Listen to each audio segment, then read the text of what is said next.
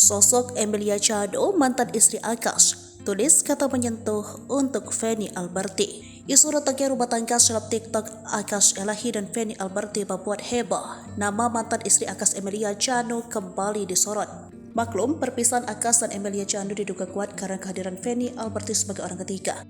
Diketahui kisah cinta antara Emilia Chano dan Akash Elahi dimulai saat Akash berlibur 1 bulan di Indonesia pada 2018. Kala itu Akash baru merintis karirnya di sosmed terutama TikTok. Melihat potensi pasar di Indonesia, Akash memutuskan pindah. Mulai saat itu, dia membuat konten lucu, berkolaborasi dengan TikTokers Indonesia lainnya.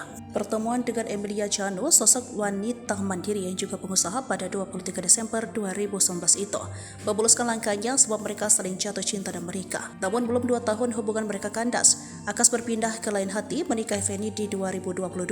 Kisah cinta seketika Akash, Feni dan Emilia bikin heboh sebab di tahun 2001 silam Emilia melabrak Feni yang tengah bersama Akash di mobil. Akash dan Feni lalu menikah. Keduanya sama-sama seleb TikTok kerap membuat konten bersama. Akash semakin naik saat dia membantu Asif Ali, pria India yang ditolak cintanya oleh gadis Wajo Sharifah Kronisa kala itu. Namun kini rumah tangga Akash dan Feni tengah bermasalah. Keduanya diduga sudah pisah rumah dan Akash diduga lagi dekat dengan wanita lain. Karena peristiwa ini, Mama ulang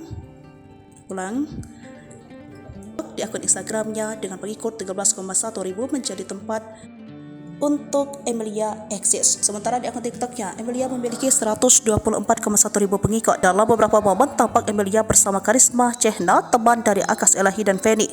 Namun postingan terakhir, ia seolah menyindir Feni, seorang tidak akan tahu rasa sakit orang lain sebelum merasakan sendiri, tulisnya. Lalu di status akunnya, Emilia menuliskan kata menyentuh, "Percayalah sama Allah, serahkan semua sama Allah, biarkan tangan Allah yang bekerja," ujarnya.